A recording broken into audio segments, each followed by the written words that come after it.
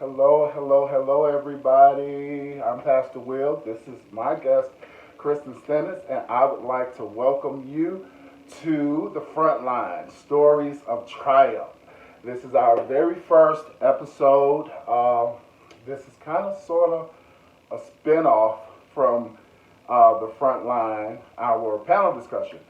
And I have incorporated this stories of triumph into my ministry, and I'm pretty glad about it. Happy, excited, because I want to begin to feature people who have incredible stories. And my first episode, I have chosen my sister from New York City, the lovely and hilarious Kristin Stennis. Hello, Chris. How are you? I'm good. Thank you for having me. Thank you for accepting the invitation. So you're here in Chicago with us now. Obviously, as we all know, you are from New York, but you're born and bred here in Chicago. And also, before we really go into this, I want to say hello to all of my friends and followers on Facebook and Instagram. Hello, you guys. Thank you for tuning in. And as you come in, I'm asking that you please share this video because we want as many people as possible to see this video. It's going to be amazing. So, I have Kristin Stennis, affectionately known as, let's see, Chrissy and Babe and Chris and Creek. Shout out to Mark wherever he is, if he's on here. Hey, Mark. So I was able, I guess this was a few weeks ago, I went on to your Instagram and I saw a post from you. And you don't post much. I don't. She don't post I'm working much on it. She does not post My agent much. and I have discussed that. I'm working on it. Trying to be a millennial. But I saw a post of you, and it was a picture of you. I want to say you had on a hospital gown, right? Styling and profiling. And typically, and if I could be honest, please. Typically, those types of pictures and posts annoy me. They do. Because y'all know, the people with the hospital bands and things, they annoy me so bad. But it's Kristin, and first I thought she was just being silly. I thought you were being silly. Which is... Because you're a silly person. You're fun, you're funny, and you're silly, and that's part of who you are. And so I looked at the post and I read the caption. And honestly speaking, my eyes kind of welled up with tears as I read that post. Because you were able to share a bit at Salvation and Deliverance. That was last year, I think it was. You shared a little bit of that.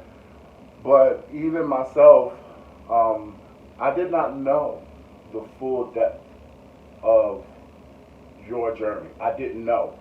And I thought it would be fitting to sit down with you because there are people, there are women who are dealing with issues, if I can just use that word. And a lot of them, some of them, they just don't have much hope because I was talking to one young lady and she feels like this situation in her life is never going to end. And I was like, wow. And so I wanted to sit down with you and let's talk about this for a bit. First, tell us who Kristin is. Who is Kristin? So I'm Kristin. Me. I am an actress, model, entrepreneur. I own a business. I am originally from Chicago. I live in New York. I've been there 12 years in August. Excuse me. And I'm an active person. I've always loved working out, and I enjoy recreational sports. You know, I'm getting a little bit older, so it ain't as competitive. But that's who I am. I'm an active person. I like to be on my feet. I'm an outdoorsy person. I like to be outside. I'm an explorer. That's who I am, and that's who I've always been. In 2015, I noticed that my cycles started to change, and it literally, the top of the year is like almost like a switch. But of course, we know that nothing just happens overnight. Mm-hmm. It's gradually, and I noticed that my cycles began to change drastically within that year. And I didn't know any women that were dealing with issues that were exactly like mine. Fibroids are so common in general. I just read a quote that said that 80% of women under 50 will have fibroids. So it's, generally speaking, it's fibroid. It's just, it's uterine fibroids. So Okay. when you see a doctor, oftentimes if you have them, it's not anything that would be considered alarming because they're so common. They're tumors, they're non-cancerous, so you can live with them. And I did. I lived with them, and they lived with me, and they annoyed me. And it was one in particular that was highly problematic and one of the more rare types of fibroids. So there's 4 different types of fibroids. Okay. I won't get into like all of that, but there's 4 different types, and that type in particular is on the more rare side. But again, it's all still very common. And I didn't know that I had that type of fibroid till later on in my journey. Okay. So 2015, cycle started to change. I was having pain that resembled contractions. I've never had a child. I was just about to ask, contractions as if you're about to give birth. Yeah, so I could Wow. time them, Wow. and they would slowly ramp up. Oh boy. So I could feel when they were starting. And I'll never forget, it was February 2015, when my girlfriends who lived in New York, shout out to Erica, what up, girl, she visited New York City, Okay. and she and I made plans, and I had to cancel literally 3 hours before because the pain came out of nowhere when I was on the subway. And I was like, this is weird. I had never had pain like that. And every month it started getting worse and worse, the pain. Okay. And eventually I went to the doctor because I was like, this isn't normal. And I know that cycles vary person or woman to woman. So I went to the doctor and they were like, you have fibroids. And I was like, okay. And they weren't very alarmed by it because it's so common. And that was December 2015. Also December 2015, I blacked out from the pain at my parents' house. I was visiting for Christmas. And the pain was so bad. Mind you, I was on Advil. I was on 4 Advil. I'm not going to say how often I was on it because it's going to alarm people who are in the medical community. But my liver's intact and I'm good. My kidney's intact. But it was an alarming amount. So you were literally in so much pain. Yes. That you passed out. I passed out. I've never passed out ever. I've never fainted. I've always been healthy. Thin, but healthy. I eat well. Like, I eat a lot. Like, I've always been healthy. And that's why it became really alarming at that point because I had no control over my body. And that's what I felt. I felt like the little control that I had was being sifted from me slowly. And so I think at this point, the medicine, the Advil, it was no longer working. Yeah, it was almost like a placebo at that point. And I blacked out at my parents' house in my room. And that's when I was like, so something's not right. And I know that I've been told it's fibroids, but it has to be maybe something deeper, something bigger. And 2016 was probably one of the most challenging years of my life. Okay. Probably. In that, it got really bad that year. And I started to feel the effects of a heavier cycle in 2016. That's when it was accompanied by pain, headaches, nausea. Like, appetite gone. Really? vomiting, like just the worst experience every month. And it felt like Groundhog's Day. It literally felt like Groundhog's Day. Because I would wake up and then I'd do it, and then it would take me a full month to recover, and then I'd do it again. Yeah. And then it kept getting worse. So the whole time I'm like praying, I'm, staying as positive as possible, but it kept getting worse. Let's talk about. I just want to go back for a second. Sure. The point where you blacked out. You were in Chicago Thank at your God. parents' house. Yeah. Were there people with you? Or were you in the house alone? No. You were not alone. I was not alone, thank God. I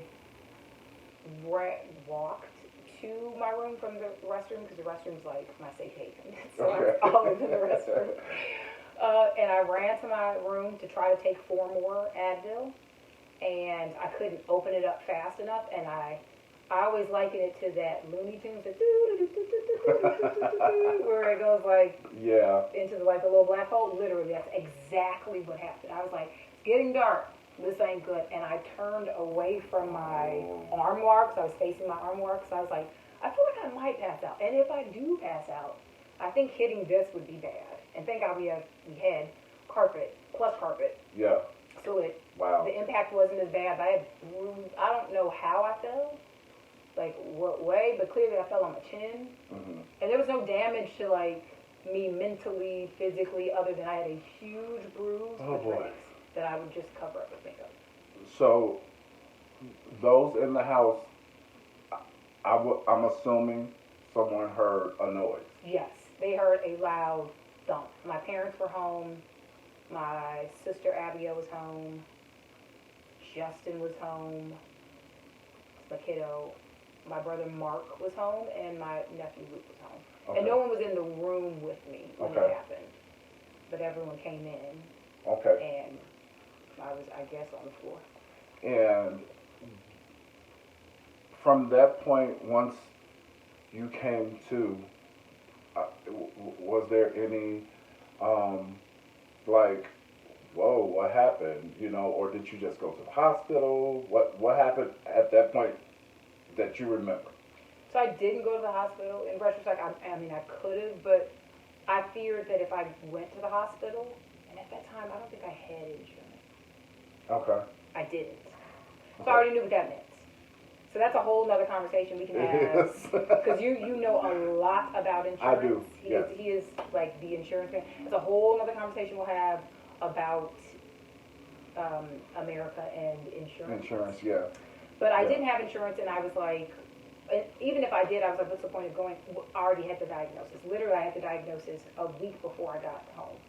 And they were like, for some women, it affects their bodies differently. So when I came to, there was prayer happening because I had to come to. If you know her parents, my pastors, Curtis and Linda Stennis, you know that prayer was happening. Prayer was happening. Okay? Prayer was happening. And what's funny was, it's like, amongst my siblings, we laugh about it now. It wasn't funny then, obviously. Of course, yeah. But my brother Mark literally picked me up like a rag doll.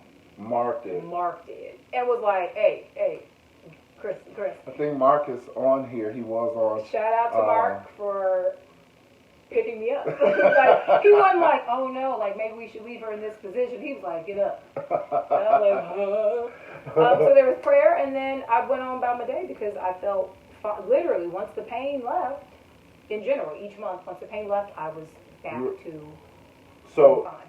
You were fine after the pain left, and it left for how long? It left for 24 hours. And then the Groundhog's Day, you start all over again. It was the next. And this was, when you blacked out, this was 2016. 2015. 2015. December, literally Christmas Eve, 2015. Okay. And again, this, all of you guys that are watching, this is important. This is huge. It's important.